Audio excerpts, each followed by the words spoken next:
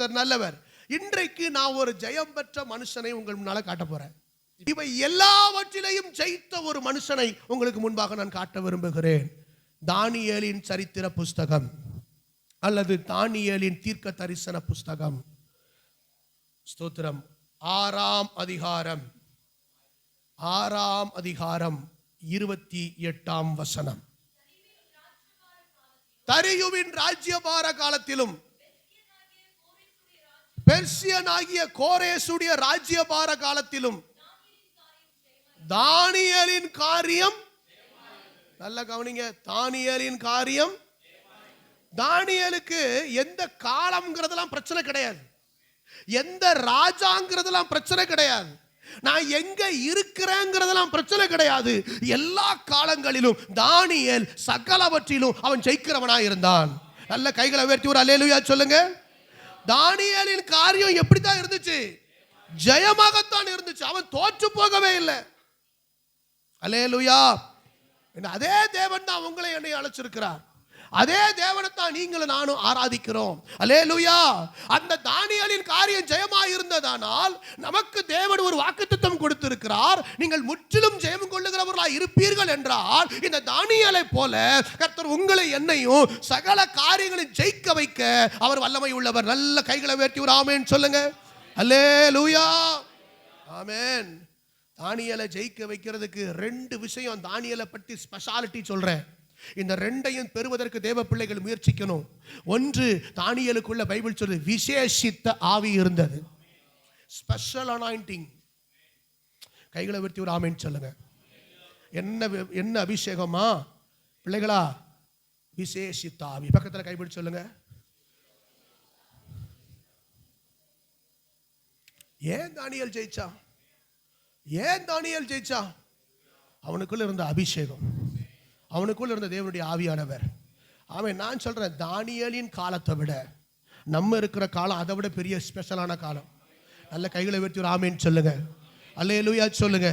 இந்த கடைசி காலத்துல, ஒரு எழுப்புதலின் காலத்துல தானியேல் இருந்தது ஒரு சிறையிருப்புக்குள்ள இருந்தான். ஆனா கர்த்தர் உங்களை சிறையிருப்புக்குள்ள வைக்கல, விடுதலையா கர்த்தர் வச்சிருக்கிறாரு. அப்படியானா நீங்கள் நான் இருக்கிற காலம் விசேஷித்த காலம். நான் சொல்றேன், ஒரு தானியேலுக்குள்ளே ஒரு விசேஷித்த ஆவி இருக்குமானா உங்களுக்குள்ள எனக்குள்ள இருக்கிற ஆவி அதை விட மேலான கர்த்தருடைய ஆவியானவர் இருக்கிறார்.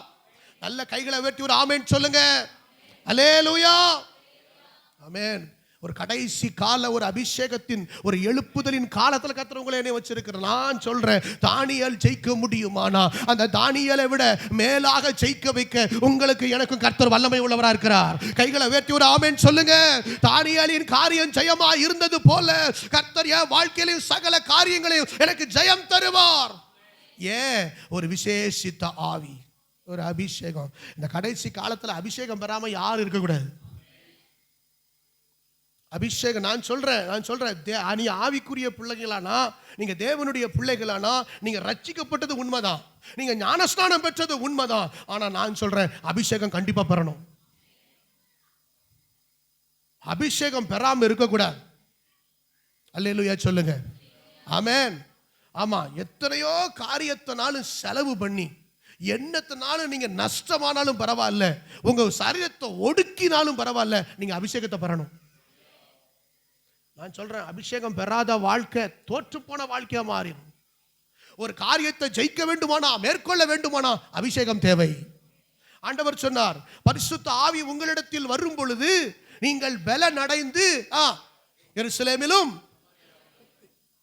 2வது இதுல யூதேயாவிலும், 3வது சமாரியாவிலும், அதுக்கப்புறம் பூமியின் கடைசி பரியந்தமும் ஆண்டவர் பரிசுத்த ஆவி உங்களிடத்தில் வரும் பொழுது நீங்கள் பலன் அடைந்து. அதுக்கு முன்னால உங்களுக்கு பலன் இல்லை. நீங்க உங்களுக்கு எதுக்கு பலன்? நீங்க சாட்சியா வாழ்வதற்கு. ஆமென். அது வரைக்கும் உங்க பலத்தால நீங்க சாட்சியா வாழ முடியாது. அப்போ எல்லாத்தையும் ஜெயிச்சு நீங்க பலன் ஜெயிக்கணும்னா உங்களுக்கு ஒரு பலன் தேவை. அதுக்கு பரிசுத்த ஆவியானவரை கர்த்தர் அனுப்பி தந்தார்.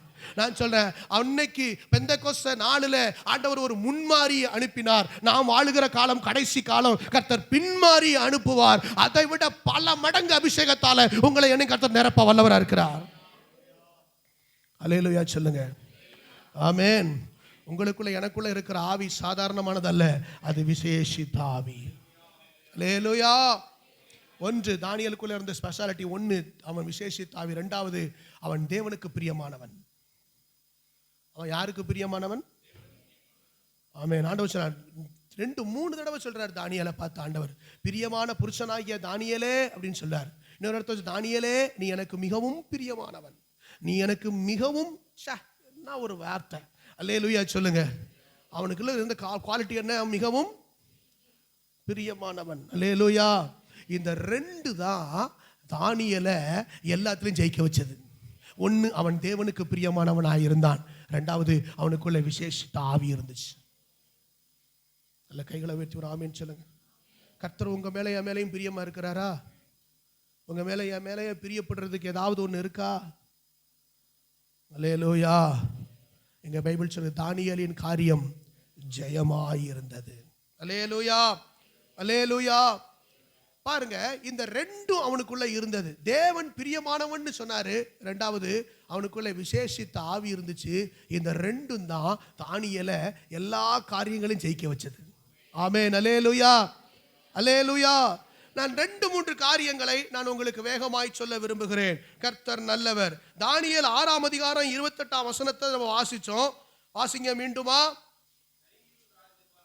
தரியுவின் ராஜ்யபார காலத்திலும்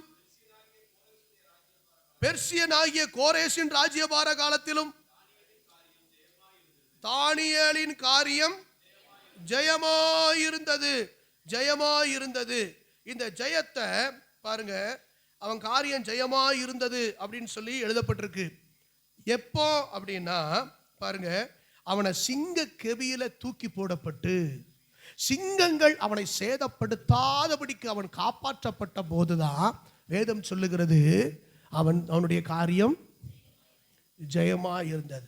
அல்லேலூயா, அல்லேலூயா சொல்லுங்க. ஆமென். இந்த சம்பவத்தை குறித்து நம்ம வேதத்துல வாசிக்கிற போது ஆமென், முக்கியமான ஒரு காரியத்தை அங்க நம்ம வாசிக்கிறோம். சிங்க கெபியில தூக்கி போட்டாச்சு. நம்ம எல்லாருக்கும் தெரியும். எத்தனை பேருக்கு தெரியும்? தெரிஞ்சவங்க கொஞ்சம் கையில உயர்த்துங்க. எல்லாத்துக்கும் தெரியுமா? சரி, ரைட். எதுக்காக போட்டாங்க? அது இல்ல. எதுக்காக போட்டாங்க கெபிக்குள்ள, சிங்க கெபிக்குள்ள? சொல்லுங்க சீக்கிரம். அவனை ஜெபம் பண்ண கூடாதுன்னு சட்டத்தை போட்டாங்க. சட்டம் யாருக்காக போடப்பட்டுச்சு? தானியேலுக்காகவே ஆப்போசிட்டா போடப்பட்டுச்சு. தானியேல் ஜெபம் பண்ண கூடாது. தானியேல் அவனை எப்படி ஆகிலும் குற்றப்படுத்தி விட வேண்டும். அவனை எப்படி ஆகிலும் ஸ்தோத்திரம் எல்லாரும் சேர்ந்து அவனை ஒரு குற்றவாளி ஆக்கிரணும்னு சொல்லி முயற்சி பண்ணாங்க. ஆமென். ராஜா கிட்ட போய் சொன்னாங்க. சொல்லி இப்படி ஒருத்தன் இருக்கிறான் அப்படின்னு சொல்லி அவன் மேல ஒரு எண்ணம், ஒரு தவறான எண்ணத்தை அவங்க எல்லாரும் வச்சாங்க. பாருங்க 6ஆம் அதிகாரம் நல்லா பாருங்க. 4ஆம் வசனத்தை வாசிங்க. முதல்ல 3ஆம் வசனத்திலிருந்து 6ஆம் அதிகாரம் வார தானியேல் 6ஆம் அதிகாரம் 3ஆம் வசனத்தை கொஞ்சம் அப்படியே பாருங்க. பைபிளை பாருங்க. பைபிள் வச்சிருக்கிற எல்லாரும் கொஞ்சம் பாருங்க. வாசிங்க. தானியேல் பிரதானிகளுக்கும் தேசாதிபதிகளுக்கும் அவன் மேற்பட்டவனாய் இருந்தான். அதுக்கப்புறம் அவனுக்குள் என்ன இருந்துச்சு? விசேஷித்த ஆவி இருந்தமையால் அவனை ராஜ்யம் முழுமைக்கும் அதிகாரியாக ஏற்படுத்த ராஜா பார்த்தான். இவனுக்குள்ள விசேஷித்த ஆவி இருக்குது, இவன் எல்லாத்துக்கும் வெளிப்பாடு சொல்லுகிறவனா இருக்கிறான், அதனால இவனை ராஜ்யம் முழுமைக்கும் நம்ம அதிகாரியா வச்சிடணும்னு சொல்லி எல்லாரும் நினைச்சாங்க. நினைச்ச உடனே இவன் எல்லாத்துலயும் கொஞ்சம் ஹையர் போஸ்ட்ல இருந்தான். அல்லேலூயா சொல்லுங்க, அல்லேலூயா சொல்லுங்க. ஹையர் போஸ்ட்ல அப்படி இருந்தான், மேற்பட்டவனா இருந்தான். எல்லாரும் சொல்லுங்க, மேற்பட்டவனா இருந்தான். விசேஷித்த ஆவி இருந்தா அவன் எல்லாத்த விட மேலாத்தான் இருப்பான். பக்கத்துல கைப்பிடிச்சு சொல்லுங்க. ஆமென். பக்கத்துல கைப்பிடிச்சு சொல்லுங்க. விசேஷித்த ஆவி இருந்தா எல்லாத்த விட ஒருபடி நீங்க மேலா தான் இருப்பீங்க. அல்லேலூயா சொல்லுங்க. மேற்பட்டவனா தான் இருக்கணும். ஆமென் சொல்லுங்க. இதை பார்த்த உடனே இப்ப நிறைய பேருக்கு ஸ்டமக்கு பர்ன் ஆக ஆரம்பிச்சிட்டு, புரிந்தவங்க ஒரு அல்லேலூயா சொல்லுங்க. இப்ப ஸ்டமக்கு என்ன ஆக ஆரம்பிச்சிட்டு? பர்ன் ஆக ஆரம்பிச்ச உடனே எல்லாரும் இப்ப டேனியேலை எப்படி ஆகிலும் என்ன பண்ணணும்? அடுத்த வசனம் 4ஆம் வசனம் வாசிங்க.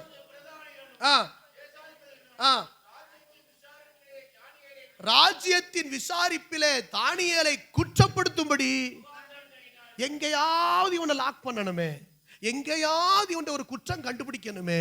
ஆமென். பாட்டுல கண்டுபிடிக்கலாமா, ஜெபத்துல கண்டுபிடிக்கலாமா, பிரசங்கத்துல கண்டுபிடிக்கலாமா, இல்ல எதுலயாவது உள்ள குற்றம் கண்டுபிடிக்கணுமே. இவன் எல்லாத்துக்கும் கொஞ்சம் மேல மேல போயிட்டு இருக்கிறானே. ஒரு அல்லேலூயா சொல்லுங்க, அல்லேலூயா சொல்லுங்க. ஆமென். இது ஆட்டோமேட்டிக்கா நடக்கும். நீங்க உங்களுக்கு அகைன்ஸ்டா சில பேர் எழும்புறாங்கன்னா நீங்க மேல போயிட்டு இருக்கீங்கன்னு அர்த்தம். ஒரு அல்லேலூயா சொல்லுங்க, அல்லேலூயா. கர்த்தர் நல்லவர், ஸ்தோத்திரம். இப்போ குற்றம் குற்றப்படுத்தும்படி முகாந்திரம் தேடினாங்க.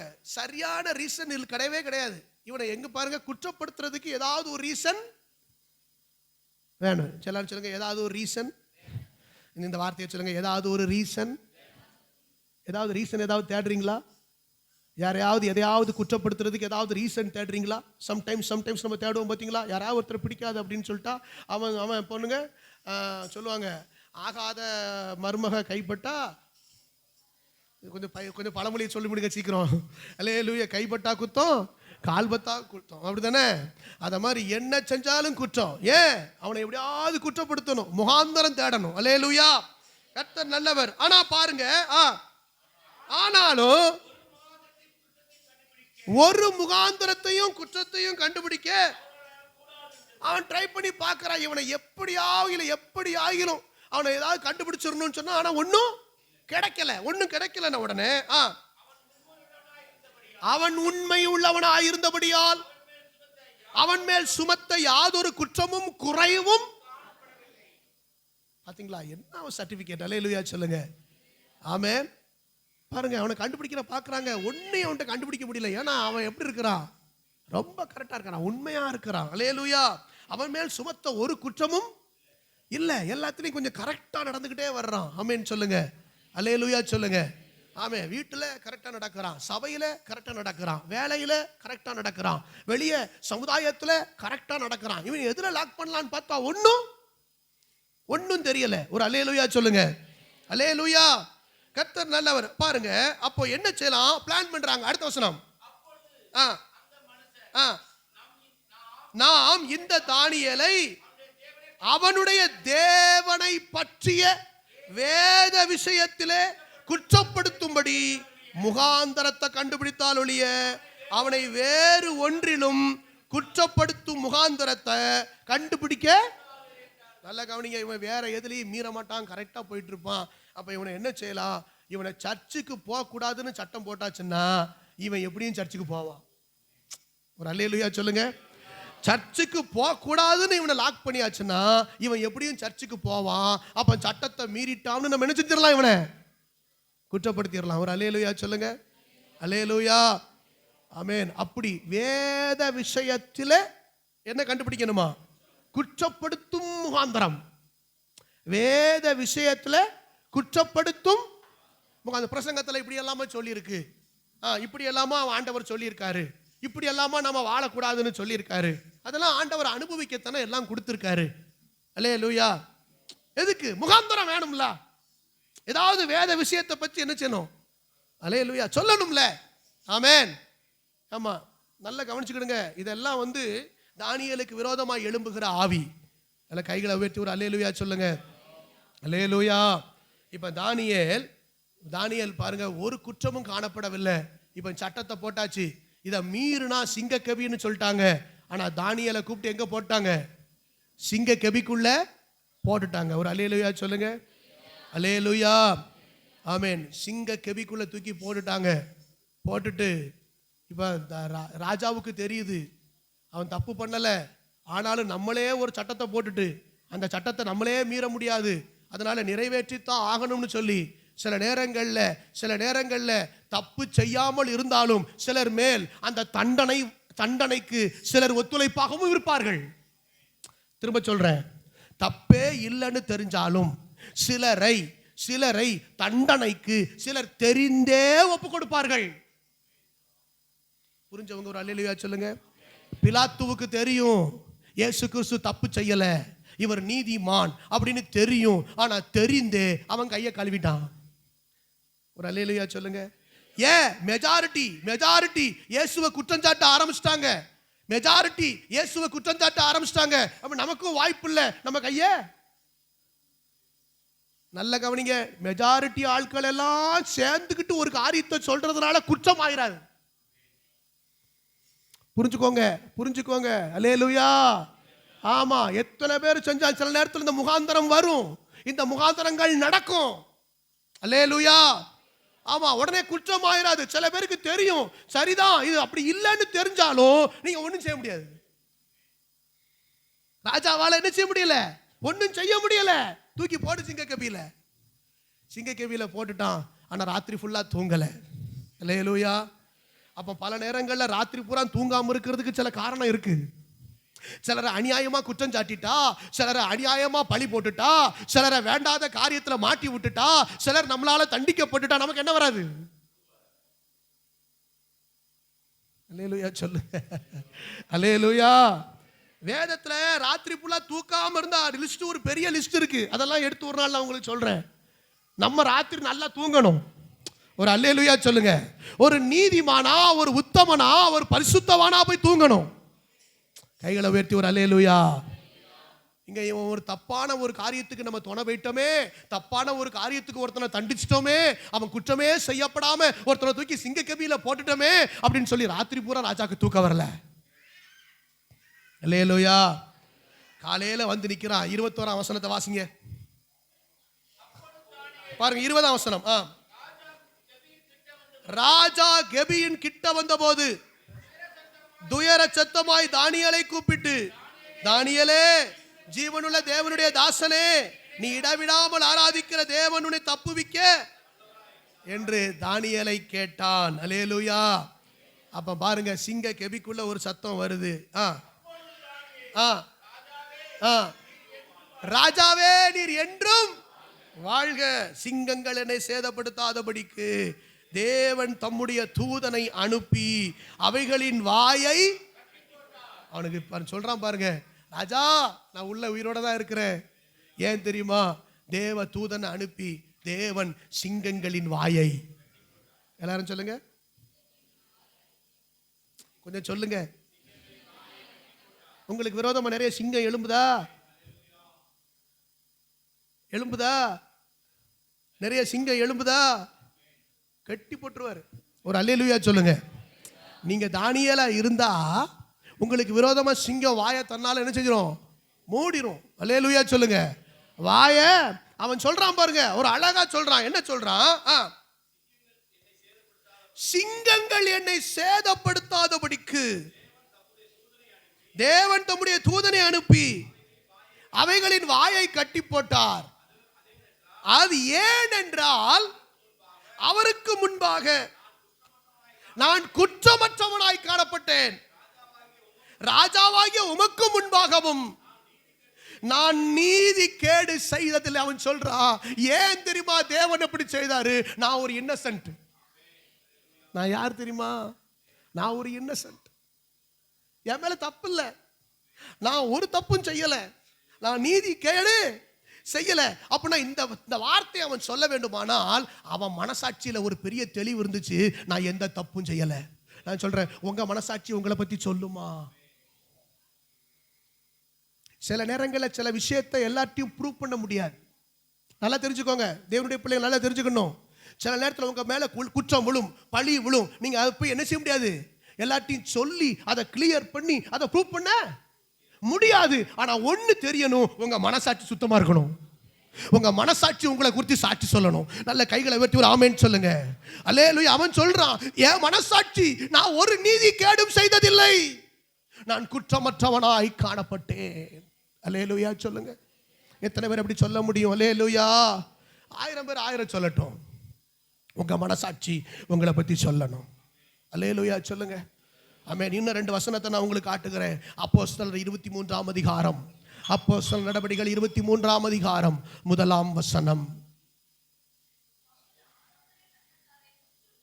பவுல் ஆலோசனை சங்கத்தாரை உற்று பார்த்து, அப்போஸ்தலர் 23:1, இந்நாள் வரைக்கும் எல்லா விஷயங்களிலும் நான் நல் மனசாட்சியோட தேவனுக்கு முன்பாக நடந்து வந்தேன் என்று சொன்னான். அல்லேலூயா. இன்னொரு முறை கூட வாசிங்க சிஸ்டர். பவுல் ஆலோசனை சங்கத்தாரை உற்று பார்த்து, அப்ப எல்லாம் பக்கத்துல நிக்கிற ஆலோசனை சங்கத்தார் எல்லாம் நிக்கிறாங்க. அல்லேலூயா. இவன் மேல குற்ற முகாந்திரம் சொல்லுவதற்கு, எதையாவது ஒண்ணு கண்டுபிடிப்பதற்கு நிக்கிறாங்க. இவன் ஆலோசனை சங்கத்தாரை எல்லாரும் உற்று பார்த்து சொல்றான், சகோதரரே, இந்த நாள் வரைக்கும் எல்லா விஷயங்களிலும் நான் நல் மனசாட்சியோடு தேவனுக்கு முன்பாக நடந்து வந்தேன் என்று அவன் மனசாட்சி சொல்லுது. பாத்தீங்களா? நான் தேவனுக்கு முன்பாக நல் மனசாட்சியோட. That's it. உங்க எல்லாருக்கும் அது வரணும். அல்லேலூயா சொல்லுங்க. உங்க எல்லாருக்கும் என்ன செய்யணும்? அது வரணும். நான் யாருக்கு விரோதமா நான் பேசல. நான் யாருக்கு விரோதமா குற்றம் நான் செய்யல. யாருக்கு விரோதமா நான் நடக்க இல்ல. தேவனுக்கு விரோதமாக நான் நடக்கல. கைகளை வெட்டி ஒரு ஆமேன்னு சொல்லுங்க. அழகா சொல்லுகிறான், ஆண்டவரே ஸ்தோத்திரம், நான் உமக்கு எல்லாருக்கும் முன்பாக நல் மனசாட்சியோடு இருந்தேன். நான் சொல்றேங்க, மனசாட்சி வாதிக்கிறது மாதிரி ஒரு கொடுமை வேற, நோய் வேற எதுவுமே கிடையாதுங்க. அல்லேலூயா சொல்லுங்க. சில பேருக்கு மனசாட்சி மழுங்கி போயிடும். அப்படித்தானே? மனசாட்சி என்ன செஞ்சிடும்? மழுங்கி போயிடும். நம்முடைய வாழ்க்கையில என்னைக்கும் உங்களை முதல்ல நீங்க உங்களை உற்று பார்க்கும்போது உங்களை பத்தி உங்களுக்கு ஒரு நம்பிக்கை வரணும். உங்களை பத்தி ஒரு நம்பிக்கை வரணும். நீங்க ஒரு நீதிமான், நீங்க ஒரு பரிசுத்தமான், நான் யாருக்கு எந்த கேடும் செய்ததில்லை, யாருக்கு விரோதமாக உனம் பேசினதில்லை என்று உங்க மனசாட்சி உங்களுக்கு சொல்லணும். இங்கே அப்போஸ்தலனாகிய பவுல் சொல்லுகிறான், நான் என் நல்மனசாட்சியோடு நடந்து கொண்டேன். அல்லேலூயா ஆமென். மோசே சொல்லுகிறான், நான் உங்கள்கிட்ட இருந்து எதையாவது எடுத்துக்கொண்டது உண்டானால் நீங்க என்ன சொல்லுங்க. உங்கள்கிட்ட இருந்து ஒரு காளை எடுத்துக்கொண்டது உண்டானால், ஒரு ஆட்டுக்கடாவை எடுத்துக்கொண்டது உண்டானால், உங்களுடைய பொன்னையோ வெள்ளியையோ பொருளையோ நான் எதையாவது எடுத்துக்கொண்டது உண்டானால் நீங்க எல்லாம் வந்து என்கிட்ட சொல்லுங்க அப்படின்னு மோசே சொல்றான். நான் சொல்றேன், நீங்க எல்லாரும் அப்படி நிக்கணும். இன்னைக்கு நான் சபையிலிருந்து தெளிவா சொல்ல முடியும்.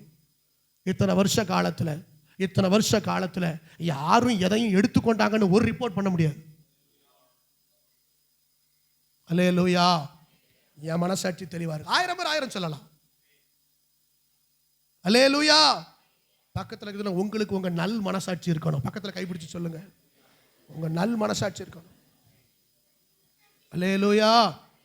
பாருங்க, அப்போஸ்தலர் 24ஆம் அதிகாரம், அப்போஸ்தலர் 24ஆம் அதிகாரம், அப்படியே 24ஆம் அதிகாரத்துக்கு வாங்க.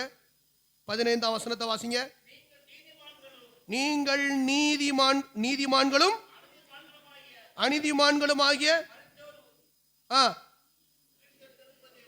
உயிர் தெளிந்திருப்பது உண்டென்று இவர்கள் தேவனிடத்தில் நம்பிக்கை கொண்டிருக்கிறது போல எல்லாரும் பாருங்க, உயிர் தெழுதல நம்பிக்கை கொண்டிருக்கிறது போல நானும் அந்த உயிர் தெழுதல் என்ன செய்றேன்?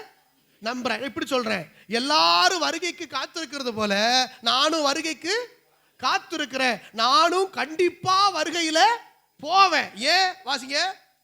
இதனால் நான் தேவனுக்கும் மனுஷருக்கும் முன்பாக எப்பொழுதும் குற்றமற்ற மனசாட்சியை உடையவனாய் இருக்க பிரயாசப்படுகிறேன். எனக்குள்ள குற்றமற்ற மனசாட்சி இருக்கணும்னு நான் எப்போது என்ன செஞ்சுக்கிட்டே இருக்கிறேன்? அல்லேலூயா சொல்லுங்க. அல்லேலூயா சொல்லுங்க. நான் சொல்றேன், யாரையும் போட்டு கொடுக்கிற வேலை, யாரையும் குற்றம் சொல்ற வேலை, யாரையும் காட்டி கொடுக்கிற வேலை, இதெல்லாம் சபைக்குள்ள நினைச்சக்கூடாது. அதை பத்தி மனசாட்சி உங்களுக்கு சொல்லணும். கைகளை உயர்த்தி ஒரு ஆமேன்னு சொல்லுங்க. கைகளை உயர்த்தி ஒரு ஆமேன்னு சொல்லுங்க. கூட்டம் சேர்ந்த உடனே அப்படியே பேசிடக்கூடாது. காட்டி கொடுக்கிறது, போட்டு கொடுக்கிறது, புறங்கூறி பேசுறது, இதுல மனசாட்சி தெளிவா இருக்கணும். அல்லேலூயா சொல்லுங்க. அல்லேலூயா. நான் குற்றமற்ற மனசாட்சியை உடையவனா இருக்கிறேன். தானியேலுக்குள்ள இருந்த ஒரு விஷயம் என்ன? ராஜாவே, சிங்கங்கள் என்னை சேதப்படுத்தாதபடிக்கு தேவன் தம்முடைய தூதரை அனுப்பி சிங்கங்களின் வாயை கட்டி போட்டார். ஏனென்றால் நான் தேவனுக்கு முன்பாக நான் ஒரு குற்றமற்றவனாய் காணப்பட்டேன். நான் ஒரு நீதி கேடும் செய்தது இல்லை. கைகளை உயர்த்தி ஒரு ஆமேன் சொல்லுங்க. கைகளை உயர்த்தி ஒரு ஆமேன் சொல்லுங்க. ஹல்லேலூயா. மனசாட்சி. அப்ப தானியேலுக்கிட்ட இருந்த ஸ்பெஷாலிட்டி. ஏன் அவன் ஜெயிக்கிறான்? நல்லா கவனிங்க. என்னைக்கும் நல்லா பாருங்க. ஸ்தோத்திரம். சத்தியமா நடந்தா, சத்தியத்தின்படி நடந்தா, உண்மையாய் நடந்தா நம்ம தோற்று போகவே மாட்டோம். அல்லேலூயா சொல்லுங்க. ஆமென். இந்த உலகத்துல நம்ம இப்படி நடந்தா வாழ முடியாது. இப்படி நடந்தா நம்ம ஜெயிக்க முடியாதுன்னு தயவு செய்து தேவ பிள்ளைகள் நினைக்காதீங்க. கர்த்தர் தேவ தூதரை கூட அனுப்புவார். ஒருவேளை மனுஷர் தயவு இல்லாம போகலாம். ஏன்னா அங்க தரியு ராஜாவால அவன் தப்பு இல்லைன்னு தெரிஞ்சாலும் காப்பாற்ற முடியல. பட் கர்த்தர் தேவ தூதனை அனுப்பினார். உங்களுக்கு யாரையாகிலும் அனுப்புவார். கைகளை உயர்த்தி ஒரு ஆமென் சொல்லுங்க. ஒரு மனுஷன் கூட இல்லாம போகலாம். ஆனா கர்த்தர் இயற்கைக்கு அப்பாற்பட்ட விஷயத்துல ஒரு காரியத்தை கர்த்தர் உங்களுக்கு செய்ய வல்லவரா இருக்கிறார். கர்த்தர் உங்க பட்சத்துல இருப்பார். அல்லேலூயா சொல்லுங்க. தானியேலின் காரியம் ஜெயமாத்தான் மாறும். எத்தனை சிங்கம் வந்தான்னு. அல்லேலூயா ஆமென். ரெண்டாவது வேகமா சொல்லுகிறேன், இன்னும் 10 நிமிஷத்துல. தானியேல் 1ஆம் அதிகாரம் 8ஆம் வசனம். முதலாவது அவன் மனசாட்சி சுத்தமா இருந்தது.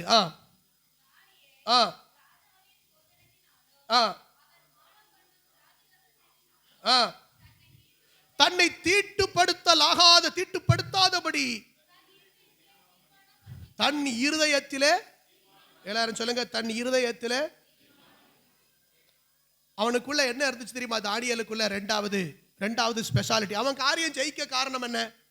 அவனுக்குள்ள இருதயத்துக்குள்ள அவன் ஒரு தீர்மானம் பண்ணியிருந்தான். என்ன தீர்மானம்? நான் என்னை தீட்டுப்படுத்துவதற்கு நான் என்னை அனுமதிக்க மாட்டேன். நான் சொல்றேன், இதை பிரதிஷ்டைன்னு சொல்றேன். இதுக்கு பேர் என்னது? பிரதிஷ்டை. எல்லாருக்கும் என்ன இருக்கணும்? எல்லாரும் சொல்லுங்க, வாயை திறந்து. என்ன இருக்கணும்? பிரதிஷ்டை. விசுவாசிக்கும் பிரதிஷ்டை இருக்கணும். ஊழியர்களுக்கு என்ன இருக்கணும்? பிரதிஷ்டை இருக்கணும். நல்ல கைகளை உயர்த்தி ஆமென் சொல்லுங்க. தேவனுடைய பிள்ளைகள் சபைக்கு வர வர வர வர உங்களுக்குள்ள பிரதிஷ்டைகள் பெருகிக்கிட்டே வரணும். ஒரே ஒரு பிரதிஷ்டையை சொல்றோம் பாருங்க. ஆண்டவருக்கு முதலாவது தேவனிடத்தில் அன்பு கூறுகிறவர்களுக்கு நம்ம எப்படி இருக்கணும்? பிரதிஷ்டை எப்படி இருக்கணும்? வாசிங்க மத்தேயு 10ஆம் அதிகாரம்.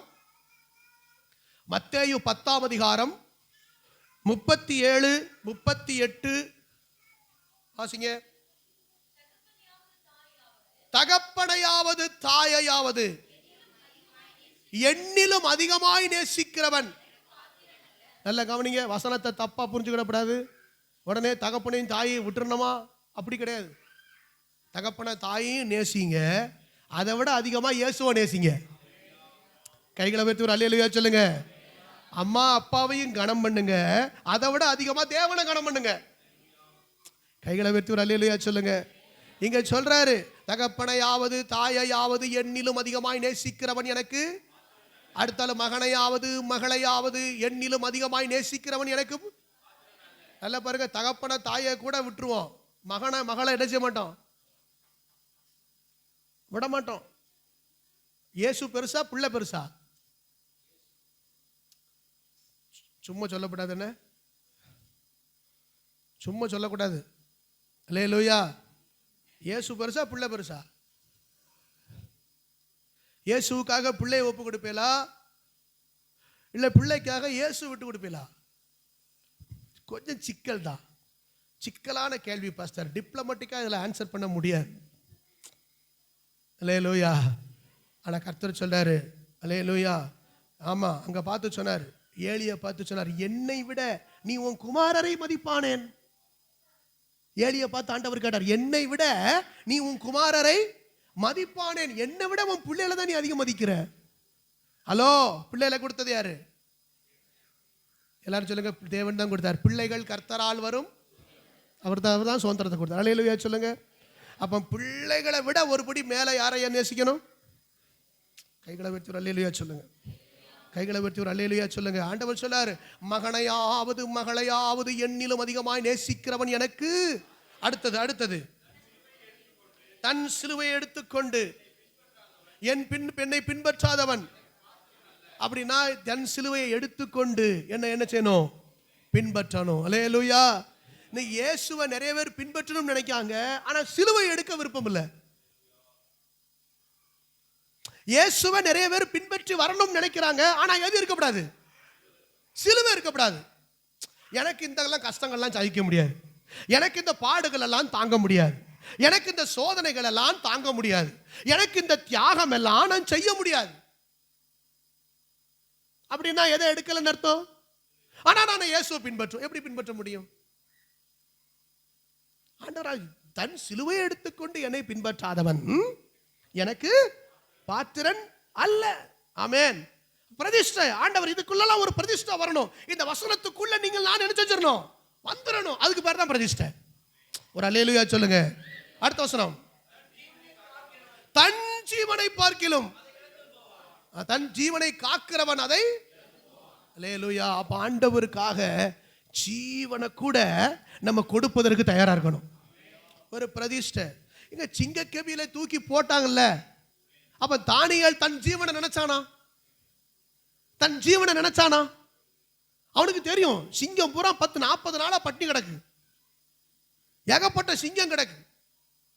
அப்படி பாலை கேட்ச் பிடிச்ச மாதிரி கேட்ச் பிடிச்சு நொறுக்கிரும். அப்படி இருக்கு சிங்கம். ஆனா இவன் ஜீவனை நினைச்சானா? ஏன்? அவன் யாரை நேசிக்கிறான்? அவன் யாரை நேசிக்கிறான்? ஒரு அல்லேலூயா சொல்லுங்க. ஒரு அல்லேலூயா சொல்லுங்க. கொஞ்சம் சந்தோஷமா ஒரு அல்லேலூயா சொல்லுங்க. அல்லேலூயா. ஆமென். ஜீவனை விட, ஜீவனை விட. ஆமென். கர்த்தருக்காக ஜீவன் போனாலும் பரவாயில்ல. ஆமென். அல்லேலூயா. அப்படி ஒரு பிரதிஷ்டைக்குள்ள வந்தா தானியேல் ஜீவனை இழந்து போனானா? இழந்து போகல. கர்த்தர் அவனை கண்டிப்பா காப்பாற்றுவார். அவனுக்காக அவன் பட்சத்துல நிற்பார். அவனுக்காக கர்த்தர் யுத்தம் செய்வார். அல்லேலூயா. ஆமென். தன் ஜீவனை காக்கிறவன் இழந்து போவான். ஆனா தன் ஜீவனை விட்டு விடுகிறவன் அவன் என்ன செய்வான்? அதை பெற்றுக்கொள்வான். அதை பெற்றுக்கொள்வான். அல்லேலூயா சொல்லுங்க. ஆமென். ஒரு பிரதிஷ்டைக்குள்ள வரணும். ஆமென் சொல்லுங்கம்மா. ஒரு அல்லேலூயா சொல்லுங்கம்மா. அல்லேலூயா. ஆமா, அம்மா அப்பா அதுக்கப்புறம் மகன் மகள் அப்படின்னு போட்டாச்சு. இந்த காலத்தில் இயேசுவெல்லாம் விட்டுட்டு இன்னொருத்தரை நம்ம லவ் பண்றேன்னு நம்ம சொல்ல முடியுமா? ஹலோ, இயேசுவைத்தான் நம்ம லவ் பண்ணணும். ஒரு அல்லேலூயா சொல்லுங்க. இன்னொருத்தர் மேல நமக்கு என்ன வராது. அம்மா அப்பாவே என்னை விட அதிகமா நேசிக்க கூடாதுன்னு சொல்றாரு. பெத்த பிள்ளையவே என்னை விட அதிகமா நேசிக்க கூடாதுன்னு சொல்றாரு. அப்ப எப்படி என் உயிருக்குயிராக நான் ஒருத்தரை நேசிக்கிறேன்னு சொல்ல முடியும்? ஹலோ. அப்ப இந்த இது வந்துச்சுன்னா இது யார் கொடுக்கா? பக்கத்துல கைப்பிடிச்சு விட சாத்தா உள்ள வருது.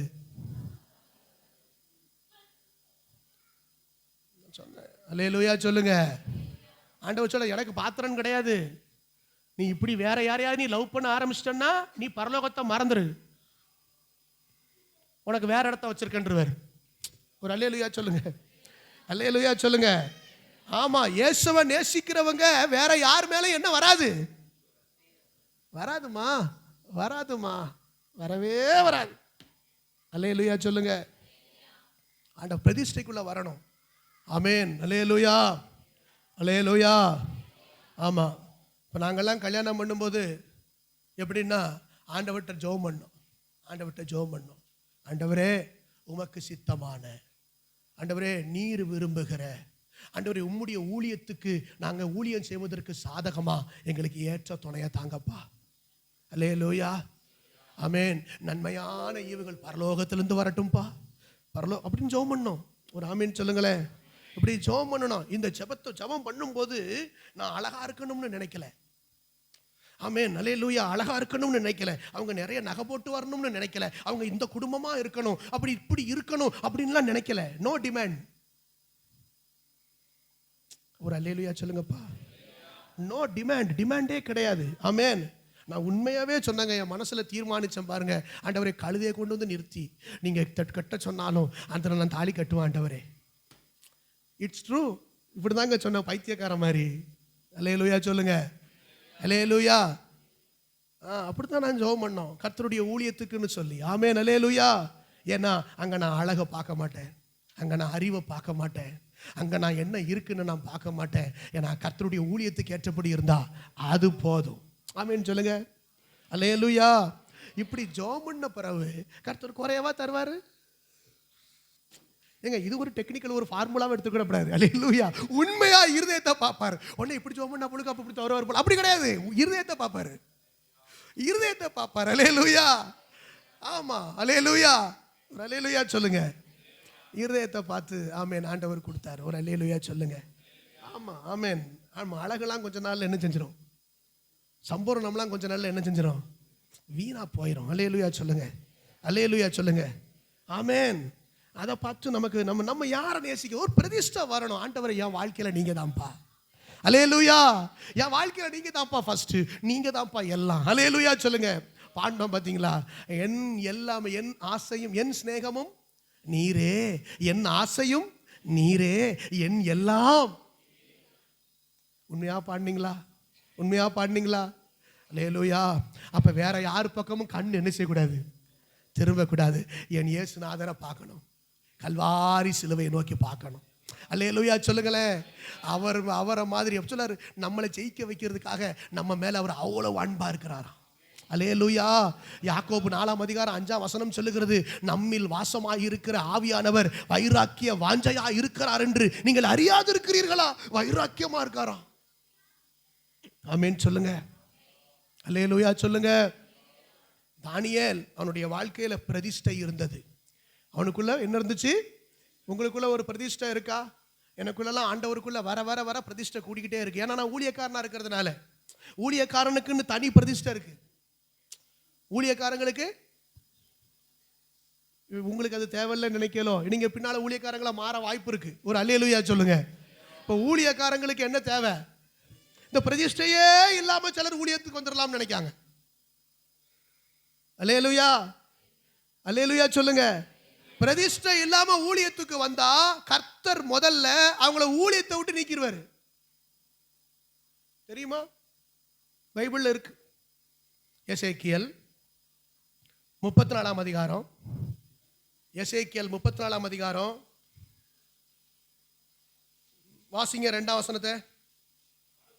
மனுபுத்திரனே,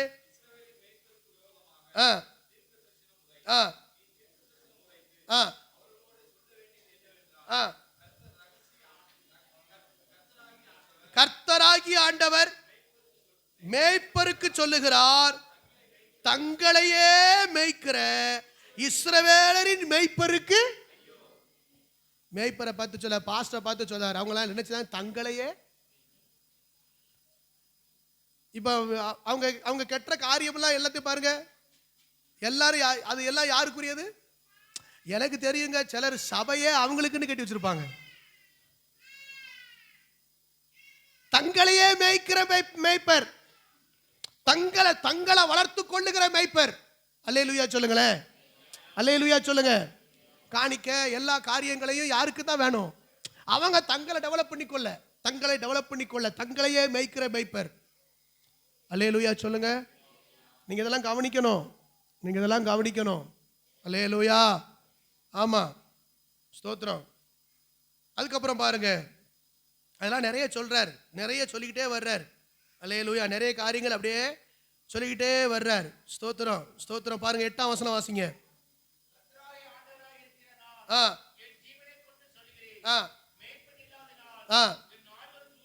என் ஆடுகள் சூறையாகி, என் ஆடுகள் காட்டு மிருகங்களுக்கெல்லாம் இரையாகி போயின. என் மேய்ப்பர்கள் என் ஆடுகளை விசாரியாமல் போனார்கள்.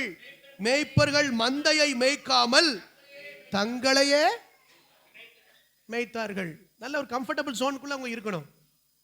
நம்ம இப்படிதான் இருக்கணும், இப்படிதான் இருந்துக்கிட்டு இப்படிதான் ஊழியம் செய்யணும். நமக்கு ஒரு பாஸ்டர்னா நம்ம இப்படி ஒரு இடம் இருக்கணும், இப்படி ஒரு வீடு இருக்கணும், நமக்கு இப்படி ஒரு கார் இருக்கணும், நம்ம இப்படி ஒரு கம்ஃபர்டபுளா இருக்கணும். அப்படின்னா தான் நம்ம ஊழியம் செய்யணும்.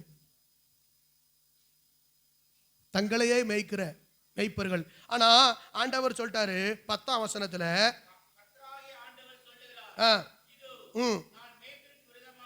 நான் மேய்ப்பருக்கு விரோதமாக வந்து என் ஆடுகளை அவர்கள் கையிலே கேட்டு மேய்ப்பர்கள் தங்களை மேய்க்காதபடிக்கு மந்தையை மேய்க்கும் தொழிலை விட்டு, அப்படின்னா சொல்றாரு, உன ஊழியத்தை விட்டு நீக்கிடுவோம்ங்கிறாரு. மந்தையை மேய்க்கும் தொழிலை விட்டு ஒன்னு என்ன செஞ்சிருவேன்? பிரதிஷ்டை இல்லாத ஊழியக்காரனுக்கு பணத்தை மெயினா வச்சு ஊழியம் செய்கிற எந்த ஊழியக்காரனும் ஆனாலும் சரிதான். கர்த்தர் சொல்லாரு, கொஞ்ச காலத்துல அவனை ஊழியத்தை விட்டு நிப்பாட்டி. நல்லா கவனிங்க, ஒரு ஊழியம் எனக்கு வந்துட்டு திரும்ப அந்த ஊழியம் இல்லாம போகுதுன்னா கேர்ஃபுல். எங்கேயோ ராங். அல்லேலூயா. ஏன்னா ஊழியத்தை நீக்கினது யாரு? கர்த்தர் நீக்கிடுவாராம். கர்த்தர் நீக்கிடுவாராம். அல்லேலூயா சொல்லுங்க. ஏன் மேய்ப்பர்கள் தங்கள் சுயத்தை பார்க்க ஆரம்பிச்சிட்டாங்க. தங்கள் சுயத்தை நமக்கு ஏற்றபடி சரி வராது. அப்படின்னாலே தாங்களே ஏன் ஆண்டவர் சொன்னார், மேய்ப்பருக்கு என்ன இருக்கணும்? பிரதிஷ்டை இருக்கணும். கலைகளை வெட்டி ஒரு அல்லேலூயா சொல்லுங்க. கேரி ஆற்றங்கரையில போய் நீ உட்காரு, நான் சொல்லுத வரைக்கும் நீ வரக்கூடாதுன்னா உட்காரணும். ஒரு அல்லேலூயா சொல்லுங்க. அங்க கேரி ஆற்றத தண்ணி வத்தி போன பிறகு சொல்லுவாரு, நீ ஊருக்குள்ள வேற எங்கேயும் போக கூடாது, சாரி பார்த்து விதவை வீட்டுக்கு தான் போகணும். இங்க நம்ம எல்லா வீட்டுக்கும் போறோம். ஒரு கூட்டம் எங்க போய் நிக்குது? எல்லா வீட்லயும் போய் நிக்குது. அல்லேலூயா. விதவை வீட்டுக்கு மட்டும் போவாது. கவனிங்க, பிரதிஷ்டை பிரதிஷ்டை. ஆமென் சொல்லுங்க. கர்த்தர் அதுக்கப்புறம் சொல்றாரு, இப்போ நீ ஆகாபு கிட்ட போய் உன்னை காண்பி, போய் நிக்கணும், போய் நிக்கணும். அல்லேலூயா சொல்லுங்க. பிரதிஷ்டை உள்ள ஊழியக்காரனா இருக்கணும். ஆண்டவருக்குள்ள வந்தாச்சா ஊழியம் செய்யணும்னு வாஞ்சை இருக்கா, விருப்பம் இருக்கா, பிரதிஷ்டை தேவை. முழங்கால போட்டு ஆண்டவர்கிட்ட ஒப்பு கொடுக்கணும். ஆண்டவரே நீங்க எங்க போச்சனாலும் நான் போவேன், நீங்க எங்க இருக்க சொன்னாலும் நான் இருப்பேன். அல்லேலூயா சொல்லுங்க. அல்லேலூயா சொல்லுங்க. அல்லேலூயா. சகரியாவும் எலிசபெத்தும் ஒண்ணுமில்லாதவர்களா? சகரியாவும் எலிசபெத்தும் நல்ல நீதியானவர், நல்ல ஊழியம் செஞ்சவர்கள். அவர்களுக்கு பிள்ளையா பிறந்தது யாரு? யோவான் ஸ்நானகன். அவர் பிரியாணியா சாப்பிட்டாரு? என்ன சாப்பிட்டாரு? காட்டுத்தேன், ஒட்டக மயிர் வஸ்திரம். ஏன் அவர் நல்ல கம்ஃபர்டபுளா ஊருக்குள்ள அம்மா அப்பா கூட இருக்க முடியாதா? ஏன் வனாந்தரத்துல கூப்பிடுகிறவருடைய சத்தமா நீ இருக்கணும்னு சொல்லி வனாந்தரத்தை பார்த்து கர்த்தர் அனுப்பினாரு. போனா யோவான் ஸ்நானகன். கைகளை வெட்டி ஒரு அல்லேலூயா சொல்லுங்க. ஊழியத்துக்கு வந்தா பிரதிஷ்டை முக்கியம், சும்மாலாம் ஊழியம் செய்ய முடியாது. அல்லேலூயா சொல்லுங்க. ஆமா, தானியேலுக்குள்ள ஒரு பிரதிஷ்டை இருந்துச்சு. என் சரீரம் தீட்டுப்பட நான் அனுமதிக்க மாட்டேன். உங்களுடைய என்னுடைய வாழ்க்கையில கர்த்தருக்குள்ள எப்போது என்ன இருக்கணும்? ஒரு பிரதிஷ்டை இருக்கணும். அல்லேலூயா. பிரதிஷ்டை இருக்கணும். நம்ம யாருக்காக வாழ்றோம்? யாருக்காக வாழ்றோம் சொல்லுங்க? கர்த்தருக்காக, கர்த்தருக்காக. அல்லேலூயா சொல்லுங்க. ஆமென். ஞானஸ்நானம் எடுத்த அன்னைக்கு நமக்குள்ள ஒரு எண்ணம் வரும். என்ன எண்ணம் சொல்லுங்க? உங்களுக்கெல்லாம் ஞானஸ்நானம் எடுத்த அன்னைக்கு என்ன எண்ணம் வந்துச்சு நீங்க சொல்லுங்க, கொஞ்சம் யோசிங்க. என்ன எண்ணம் வந்துச்சு? தண்ணியில முங்கி எடுத்தே இல்ல. என்ன என்ன என்ன வந்துச்சு சொல்லுங்க, கொஞ்சம் யாராவது ஒருத்தர் சொல்லுங்க. இனி பாவம் செய்யக்கூடாது. That's it. நம்ம இனிமே நம்ம என்ன செய்யக்கூடாது? பாவம் செய்யக்கூடாது. இனிமே நம்ம போய் பேசக்கூடாது. இனிமே நம்ம அந்த இடத்துக்கு போகக்கூடாது. இனிமே டிவியில் உட்காந்து நம்ம படங்கள்லாம் பார்க்கக்கூடாது. எடுத்தோமா இல்லையா? ஏன்? ஞானஸ்நானம் பெற்ற அன்னைக்கு நமக்கு என்ன வந்துச்சு சொல்லுங்க? அறிவு வந்துச்சு, ஞானம் வந்தது. பக்கத்தில் கைப்பிடி சொல்லுங்க. ஞானஸ்நானம் பெற்ற அன்னைக்கு நமக்கு என்ன வந்துச்சு? அறிவு. ஆனா பாருங்க, அன்னையோட போச்சா? சிலருக்கு அன்னையோட போச்சு. இப்ப கர்த்தர் என்ன சொல்றாரு? என்ன சொல்றாரு? நீ டெய்லி ஞானஸ்நானம் பெற்றதை நினைவு கூறிக்கிட்டே இருக்கணும். நீ டெய்லி ஞானஸ்நானம் எடுத்தவன் அப்படிங்கிற உணர்வு உனக்குள்ள என்ன செஞ்சுக்கிட்டே இருக்கணும்? வந்துகிட்டு. அதான் உனக்கு பிரதிஷ்டை. நீ ஞானஸ்நானம் எடுத்த அன்னைக்கே நீ எதுக்குள்ள வந்துட்ட? நீ பிரதிஷ்டைக்குள்ள வந்துட்ட. எப்படி ஃபேஸ்புக் பார்க்க முடியும்? எப்படி இன்ஸ்டாகிராம் பார்க்க முடியும்? வேற என்ன இருக்கு? அப்படியே போறது. பிரதிஷ்டை வரணும்.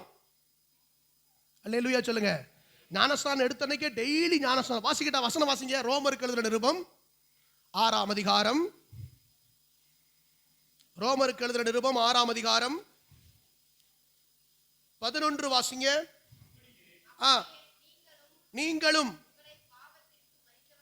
உங்களை பாவத்துக்கு மரித்தவர்களாகவும் நம்முடைய கர்த்தராகிய கிறிஸ்து இயேசுவுக்குள் தேவனுக்கென்று பிழைத்திருக்கிறவர்களாகவும் எல்லாரும் சொல்லுங்க, எண்ணிக்கொள்ளுங்கள்.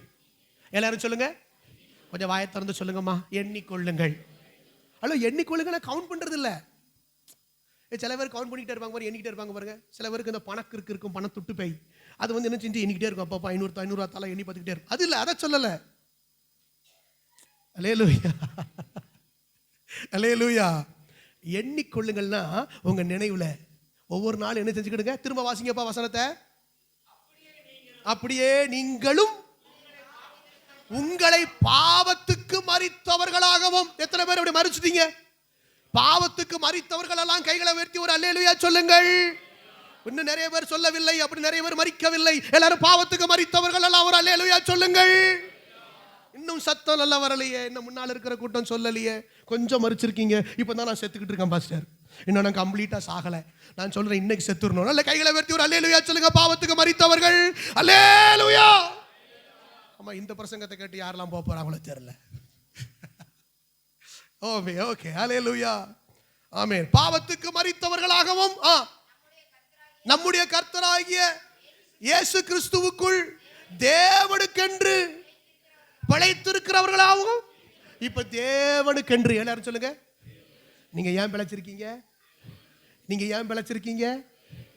ஆமா, இங்க ஏன் உயிரோடு இருக்கீங்க? கேள்வி கேட்டா கொஞ்சம் நறுக்குன்னு இருக்க மாதிரி இருக்குல்ல? இல்லை, எனக்கும் சேர்த்து தான். ஹல்லேலூயா. ஆமா, நீங்க ஏன் உயிரோடு இருக்கீங்க? கொஞ்சம் சொல்லுங்க. தேவனுக்கென்று. ஆமென் சொல்லுங்க. அப்படின்னு டெய்லி ஞானஸ்நானம் பெற்ற மாதிரி நினைச்சுக்கோ. டெய்லி நீ ஞானஸ்நானம் பெற்ற மாதிரி அன்னைக்கு வந்தல்ல அந்த உணர்வோட. இது அறிவு, இது அறிவு. அல்லேலூயா சொல்லுங்க.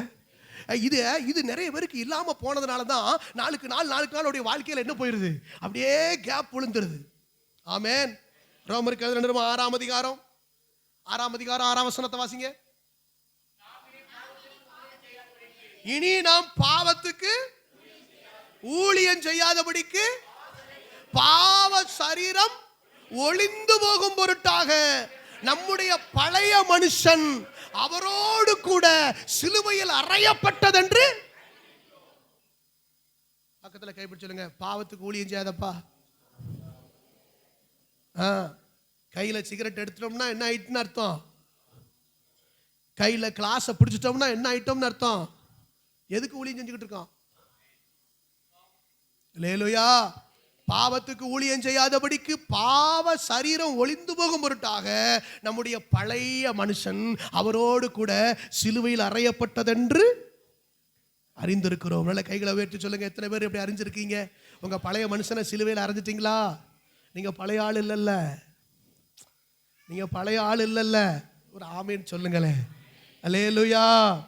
ஆமே. நீங்க பாருங்க, 4ஆம் வசனம் சொல்லுது. அதே அதிகாரம் 4ஆம் வசனத்துல உங்களுக்குள்ள என்ன வந்திருக்கான் வாசிங்க.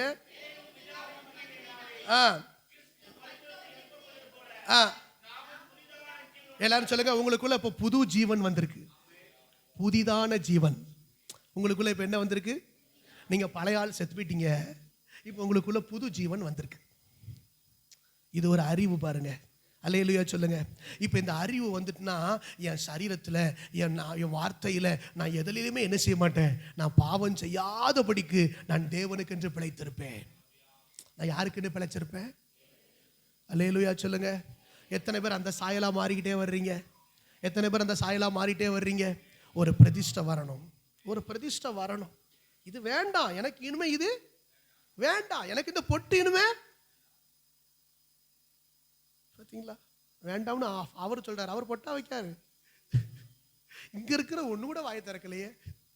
அல்லேலூயா. ஒரு அல்லேலூயா சொல்லுங்க. வேண்டாம், அது எதுக்கு எனக்கு? அல்லேலூயா. நான் இயேசுமாரிலாம் இருக்கணும் இனிமே.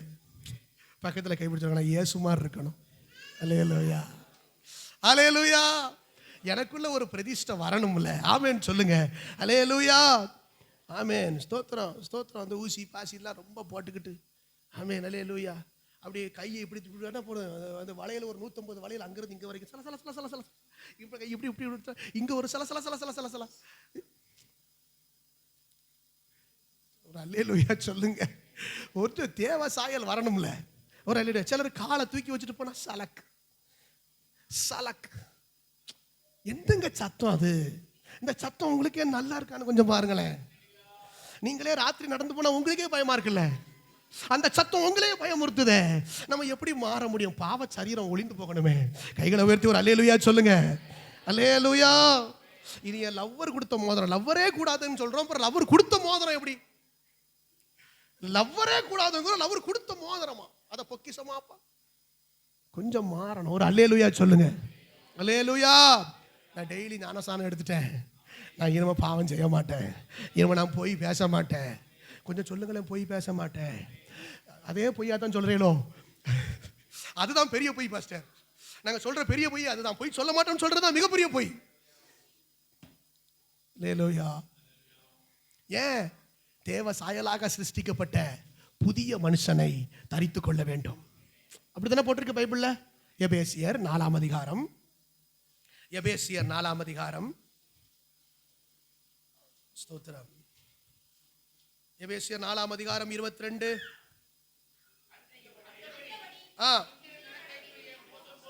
முந்தின நடக்கைக்குரிய மோசம் போக்கும் இச்சைகளாலே. பாத்தீங்களா, இதெல்லாம் ஒரு இச்சை, மோசம் போக்கும் இச்சை. நம்மளை அது இதுன்னு செய்ய, நம்மள சரீரத்தில் அது எதனா கொஞ்சம் போட வச்சு நம்மளை மோசம் போக்கி அந்த இச்சையை கொண்டு வந்து, அப்படித்தானே? அல்லேலூயா. ஆமா, மோசம் போக்கும் இச்சைகள். தோத்திரம். பாருங்க, இப்பெல்லாம் நிறைய பேர் பையங்கள்லாம் காதுல நிறைய போட ஆரம்பிச்சிட்டான். கடுக்கன் நிறைய பேர் காதுல போட ஆரம்பிச்சிட்டான். பெரிய வளையமா போட ஆரம்பிச்சிட்டான். இங்க இந்த காதுல. தோத்திரம். எனக்கெல்லாம் ஒரு காலத்துல போட்டு இருந்துச்சு. ஆமா, நான் 3வது பிறந்த ஆம்பளை பிள்ளை ஆவாதான். 3வது பிறந்த ஆம்பளை பிள்ளை வீட்டுக்கு ஆவாதான். ஆமென். ஆமா, வீட்டுக்கு ஆவாது, ஆனா கர்த்தருக்கு ஆகும். ஒரு அல்லேலூயா சொல்லுங்க. அல்லேலூயா. அதனால என்ன பண்ணிட்டாங்க, கொண்டு போய் மூக்கில் ஓட்ட போட்டு, காதில் ஓட்ட போட்டு, இங்கே 2 காதில் 2 வாளியை போட்டு, மூக்கில் 2 இதை போட்டு நம்மளை அப்படியே அனுப்பிட்டாங்க. சரி, ஒரு அடிமைன்னு நம்மளை யாருக்கு விற்று, திருச்செந்தூரில் கொண்டு போய், ஊர் பேரை சொல்லிட்டேன், சரி ரைட் தோத்துறோம், அங்கே கொண்டு போய் நம்மளை விற்று வாங்கி, அடிமையாக விற்று வாங்கி, அதுக்கப்புறம் பேர் விட்டு ஒரு மாதிரி நம்ம இருந்தாங்க. அல்லேலூயா. இப்போ அதுலேருந்து பாருங்க, ரட்சிக்கப்பட்டாச்சு. இப்போ நம்ம அதெல்லாம் இப்போ நமக்கு கிளீனாக இல்லை. அல்லேலூயா. நான் அடிமை இல்லைல்ல. ஒரு அல்லேலூயா சொல்லுங்க. ஆமென். அடிமையானவனுக்கு தான் காதில் தொலை போடணும். காதில் தொலை யாருக்கு போடணும்? அடிமையானவனுக்கு தான் போடணும். இப்போ எனக்கு அதெல்லாம் தூந்து போச்சு. இனிமேல் ஓட்ட போட விட மாட்டேன். அல்லேலூயா சொல்லுங்க. நான் அடிமை கிடையாது இல்லை. அல்லேலூயா. ஆமென். ஸ்தோத்திரம், ஸ்தோத்திரம். ஆனால் இப்போ பையங்களுக்கு பார்த்தீங்களா, இப்போ ஃபேஷன். இந்த காதில் எல்லாரும் இப்போ கடுக்கன் போட்டு அலையிறான். நம்ம பசங்கிட்ட யார்ட்டையும் இல்லை. ஏதாவது வந்துச்சு. அல்லேலூயா. ஆமாம், காதில் கடுக்கன் போடுறது. அவன் இஸ்மவேலர்கள் அந்த காலில் பொன் கடுக்கன்களை போட்டிருந்தாங்களா. இஸ்மவேலருடைய சுபாவம், அந்த சுபாவம் இந்த கடுக்கன் போடுறது, இதெல்லாம் என்ன செய்யக்கூடாது, நம்முடைய வாழ்க்கையில் வரக்கூடாது. அல்லேலூயா. அல்லேலூயா. நம்ம இந்த காக்கா வலிப்பு காப்பு, புரிதலா உங்களுக்கு? நிறைய பேர் இந்த காக்கா வலிப்பு வரக்கூடாதுன்ட்டு முன்னால் இந்த ஒரு காப்பு போட்டு விடுவாங்க.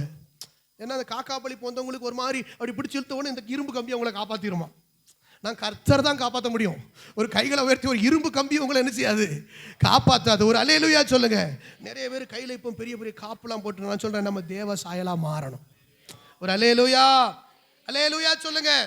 ஆமென். ஸ்தோத்திரம். புதிதான ஜீவனை பாருங்க. மோசம் போக்கும் இச்சைகளாலே கெட்டு போகிற பழைய மனுஷனை நீங்கள் என்ன செஞ்சிடணும்? களைந்து போட்டு, சட்டையை கழட்டி போடுற மாதிரி என்ன செஞ்சிடணும்? கழட்டி போட்டுறணும். இனிமே இது வேண்டாம். அல்லேலூயா சொல்லுங்க. இனிமே இது எனக்கு வேண்டாம். அதுக்கப்புறம் உங்கள் உள்ளத்திலே புதிதான ஆவி உள்ளவர்களாகி மெய்யான நீதியினும். எல்லாரும் சொல்லுங்க. மெய்யான. எல்லாரும் கொஞ்சம் சொல்லுங்க. மெய்யான நீதி ஏன் சொல்லியிருக்காரு? இந்த உலகத்துல சில நீதினு சொல்லிக்கிட்டு இருக்கும், ஆனா அது நீதி இல்லை. உங்களுக்கு புரியுதா? அல்லேலூயா. ஆமா, இப்ப கவர்மெண்ட் சட்டங்களை பத்தி எல்லாம் சில காரியங்களை இப்ப நான் சொல்லணும் சொன்னா யூடியூப்ல நிறைய பேர் நம்மகிட்ட வந்துருவாங்களான்னு பார்க்குறேன்.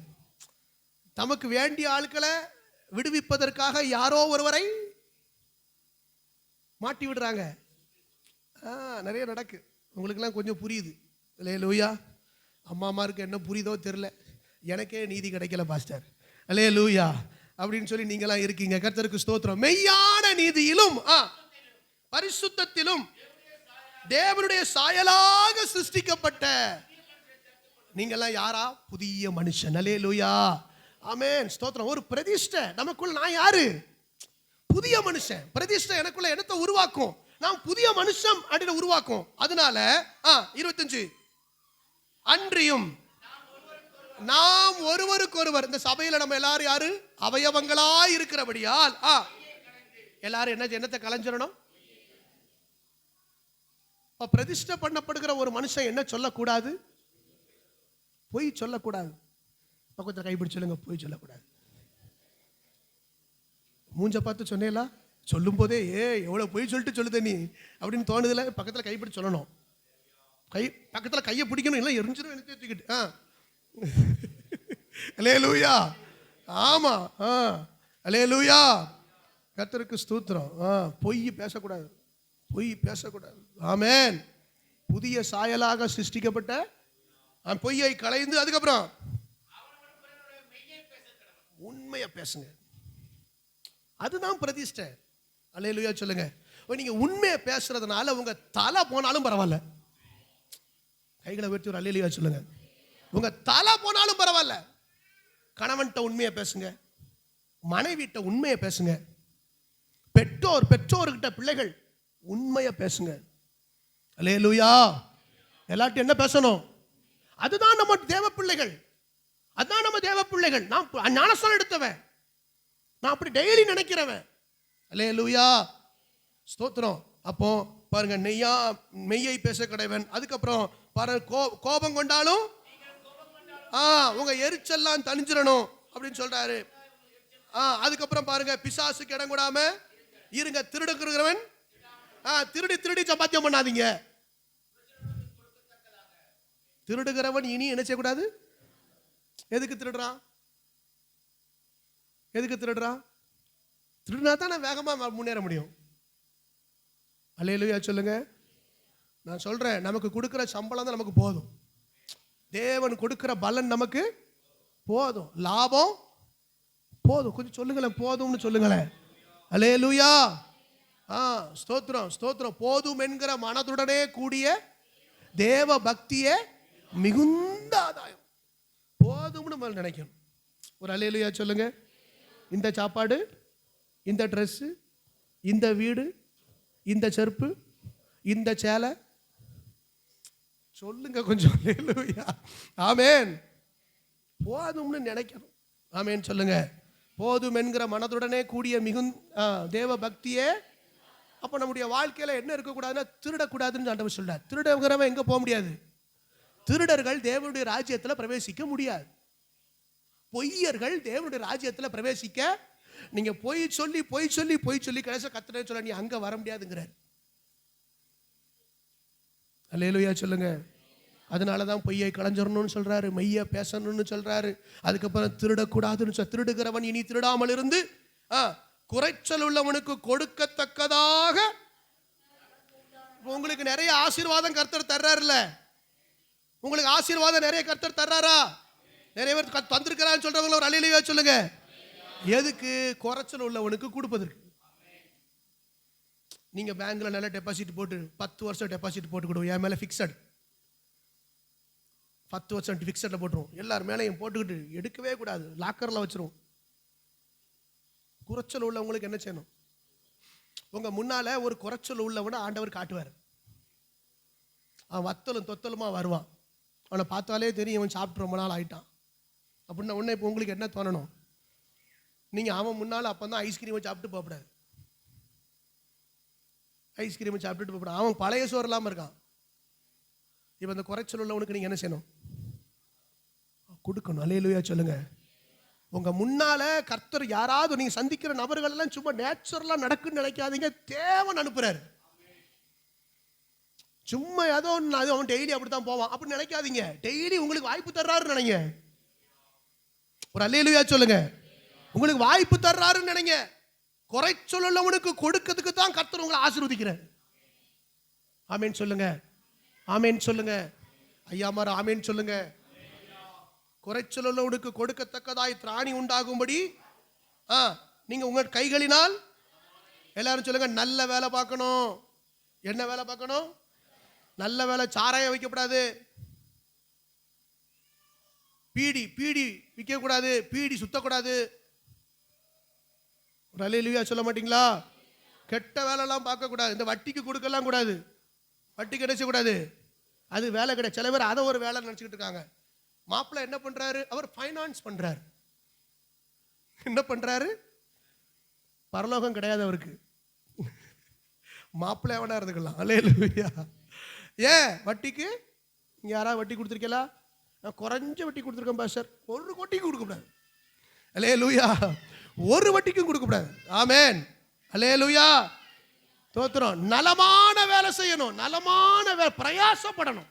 நலமான வேலை செய்து பிற சிலவர் இருந்துகிட்டே எல்லாம் வரணும்னு நினைப்பாங்க. இருந்துகிட்டே வேலைக்கே போகக்கூடாது. சில பேர் மனைவி மாதிரி அனுப்பி இவங்க சாப்பிட்டுக்கிட்டு இருப்பாங்க. அப்படித்தானே?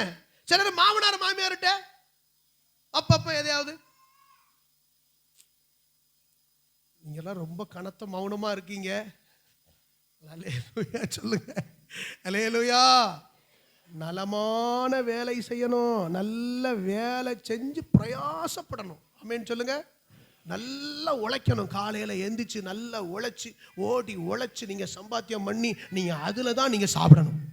இல்லையா? உட்காந்துக்கிட்டே எங்கேயாவது டெபாசிட் பண்ணி ஏதாவது ஒன்று வந்துடாதா அப்படிலாம் நினைக்கக்கூடாது. ஒரு அல்லேலூயா சொல்லுங்க. அது நிற்காது. ஆமென். துரிதமாக வருகிற ஆசீர்வாதம் என்ன செய்யாது? நிலைத்திராது. நல்ல கவனமாக இருக்கணும். நலமான வேலை செஞ்சு பிழைக்கணும். அல்லேலூயா. ஆமென். தெசலோனிக்கேயர்ல சொல்லும்போது சொல்றாரு, வேலை செய்யாமல் இருந்தா ஒருத்தன் சாப்பிடவே கூடாது. ஒருத்தன் வேலை செய்யாமல் இருந்தா அவன் என்ன செய்யக்கூடாது? சாப்பிடவே கூடாதான். அல்லேலூயா.